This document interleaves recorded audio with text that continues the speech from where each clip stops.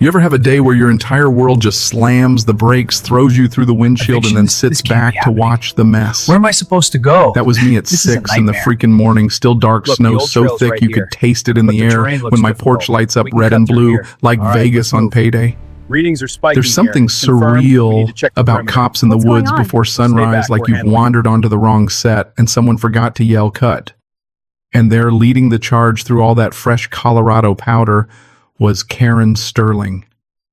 Karen, yes, with a K, wearing boots, whiter than her conscience, and swinging a demolition order around like she's the queen of the mountain. She stood there, teeth bared in a victory grin, as if I was supposed to cower. An old widower, no one left to fight for him, just one more box to tick on her clipboard. But here's the kicker, and boy, I wish you could have seen her face when the truth finally hit. She wasn't standing on private property at all. She was smack dab in the middle of federal land, and by coming after me, she'd just managed to pick a fight with the U.S. government. But before I get to the part where karma shows up with a baseball bat, let's rewind. Because a story like this deserves to be told from the beginning, where the pain started, where the stakes got real. 3 years back, my life ended not with fireworks or drama, but with a single beep, a heart monitor flatlining, echoing down a cold hospital hallway in Denver. My wife, Elena, gone after 40 years together. We'd always planned to run from the city to lose ourselves up in these mountains, breathe thin air that tasted like freedom, and let the quiet fill us up again. Instead, I came up here alone, carrying her memory and a grief so heavy I couldn't stand to be in our old house another minute. Sold everything, loaded my tools, and drove to the 2 scrappy acres my grandfather left me, a wild, windburned patch surrounded by ponderosa pines, and back then not a soul for miles, building that cabin. That was therapy. Every board, every nail, every splinter, I drove them in with the kind of focus you only find after you've lost everything else. My hands still remember the rhythm, muscle, and memory working overtime to keep me upright. Solar panels, metal roof, composting toilet that would make a climate scientist cry. It was my sanctuary. Just me and Gunner, my shepherd mix, living and breathing by the sun and the snow. Then, like a bad sitcom that just won't get canceled, Karen moved in. 18 months after I'd found my peace, she showed up fresh from California or somewhere else people only visit for the Instagram. Her Range Rover gleamed, not a scratch, vanity plate screaming Relter Queen as if the mountains were her kingdom. She bulldozed her way onto the so-called Pinarest Summit Association board, which was, by the way, about as real as the Tooth Fairy, and got to work civilizing the valley. Grass too tall. She'd measure it. Trash bins out past 8, she'd take pictures, email the sheriff, probably pray for rain to wash us all away. She hated the way I lived. Off-grid, old-school, self-reliant. Said it made the whole place look messy. Meanwhile, my closest neighbor, Sarge Miller, Vietnam vet, tough as old boots, lived so far away I needed binoculars just to wave at him. The first shot she fired landed on a morning so perfect I can still taste it. October aspens turned gold air sharp enough to slice bread. Karen storms up my drive, clipboard held like a shield coat, fancier than anything I'd ever owned. Major Thorne, she barks. Yeah, she used my old Air Force rank just to sound official. Your cabin violates Pinarest Summit architectural standards. She scowls at my solar panels like they're a rash on her perfect neighborhood. Ma'am, I tell her careful not to let my coffee spill. I never signed a thing with your association. This deed's been in my family since '87, long before any of this HOA stuff. She laughs, all teeth, no humor. All properties here are grandfathered in, she says. You'll need to pay up. Submit your paperwork. Tear down the eyesores, starting with those barrels and that doghouse. How much we talking? I ask, mostly for sport. $500 plus fees. She beams like a shark that smells blood. That night under lamplight, I spread out Grandpa's deed, old and yellow and smelling like history. Something didn't add up. The map she'd sent over didn't match the iron stakes he'd hammered into the ground 40 years back. Next morning, I'm in the La Plata County Recorder's office, coffee in hand, meeting with Henderson, the clerk's skin-like saddle leather patience of a monk. Major, your plot's been a mess on the county maps for years, he grumbles, squinting at old microfiche. That conversation, it planted a little spark in me, something I hadn't felt since Elena died. Curiosity. The kind that leads to fireworks. 2 weeks go by, and then the real shelling begins. Certified letter, thick as a dictionary, demanding $500 plus $50 a day in fines, complete with glossy photos of my violations. She'd copied the sheriff, the building department, everyone she could think of. Weaponizing the government, first mistake. I head back to Henderson, drop the letter on his desk. Need all my permits, I say. He laughs deep and dry. Son, this lady's got as much authority as my cat. He pulls my file, every permit, every inspection, every code. I send it all back to Karen, registered mail. But I don't just play defense. Never have, never will. I get online, check the Colorado Secretary of State's business records. And would you look at that, the Pinterest Summit Association, lapsed registration, delinquent. Legal status, zombie. She's swinging rules for a club that's 6 feet under. Did she back off? Not a chance. She doubled down, more letters, more threats. Then she filed a noise complaint about my generator. So here comes Deputy Vance knocking on my door, hat in hand. Gunner wags his tail. Vance looks embarrassed.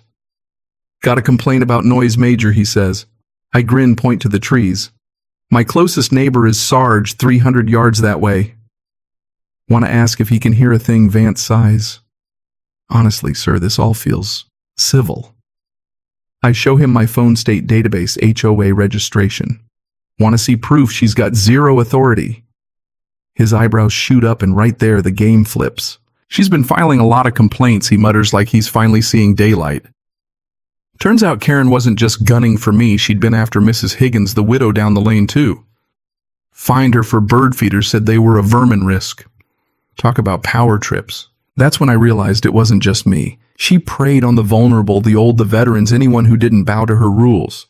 So I started documenting. Every date, every insult, every threat. Turned my grief into a dossier, Pentagon style.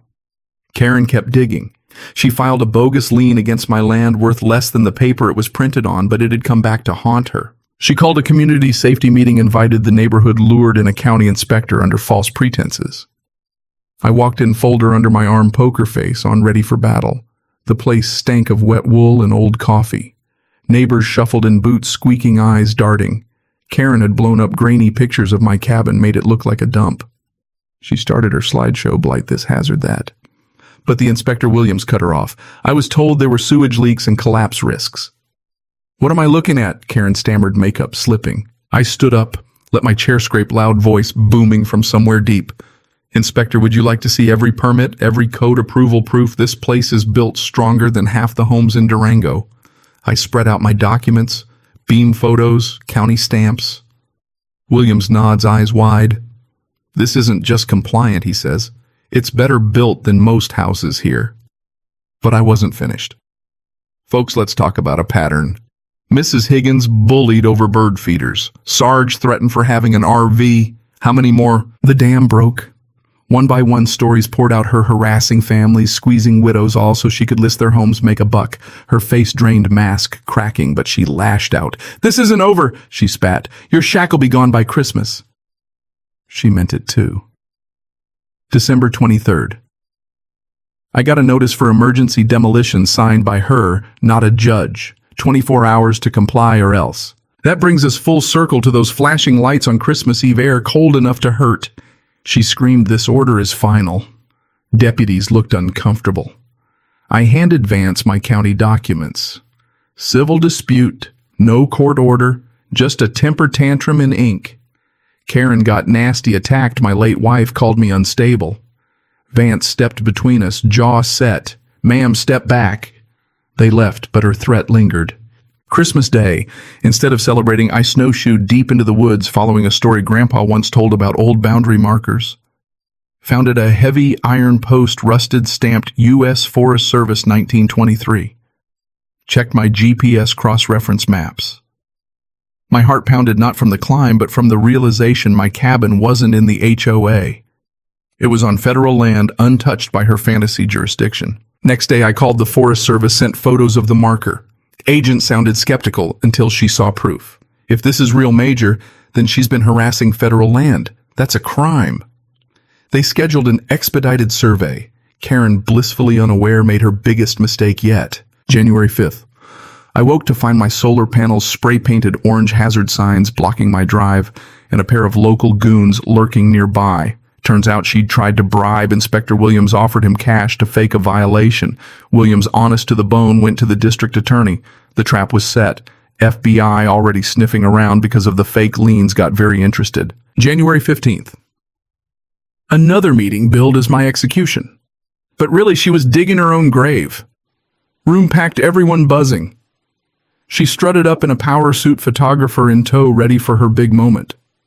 She started ranting, screen flashing with vandalized photos, evidence of her own handiwork. Major Thorne has threatened officials' lives and Squalor refuses to comply. Tonight we end the threat. Tonight we end the... I stood up, folder in hand, Elena and Grandpa behind me in spirit. Before you dig this hole any deeper, maybe ask the Forest Service about your jurisdiction. She rolled her eyes, ready to dismiss me. That's when I produced the federal survey map. Big Department of Agriculture stamp gleaming. This land, it's federal. You've been filing fraudulent liens, extorting a federal occupant, and vandalizing government property. Karen's face went from smug to panicked. That's impossible, she squeaked. It's a felony, a voice boomed from the back. Special Agent Rodriguez, FBI, badges blazing. Karen Sterling, you're under arrest for wire fraud, attempted extortion, and more. The room erupted, neighbors standing, clapping, some crying. Mrs. Higgins wept with relief. Sarge gave me a salute so sharp it could have cut stone. Aftermath. The HOA dissolved. It turned out Karen had been cooking the books too. Her license gone. Reputation ashes. She got 18 months in federal lockup. Mrs. Higgins put up even more bird feeders. Sarge threw a barbecue so big they heard about it in town. Me, I used my settlement to start a fund for veterans fighting bogus HOAs. My panels shine again. Silence in the woods is back this time, not grief but peace. And yet, here's the thing. We all cheer when justice comes, when bullies fall. But why do we let them rise in the first place? Why does it take the FBI to stop one petty tyrant from making an old woman cry over birdseed? Are we too polite, too afraid? Or did we just forget that a home is supposed to be your sanctuary, not a box on someone else's checklist? What about you? Would you have fought, or would you have packed up and moved on? Let me know down in the comments. If you believe a home should be a fortress, not a prison, smash that like button. Share your story. When did you stand up, or when did you wish you had? Because at the end of the day, the only way to keep bullies at bay is for all of us to stop opening the door when they come knocking. Thanks for sticking around to the end. If this story hit home, let me know. Like, comment, subscribe, don't forget to ring that bell. Justice might be slow, but sometimes it really does knock twice. See you next time. Cảm ơn các bạn đã xem video.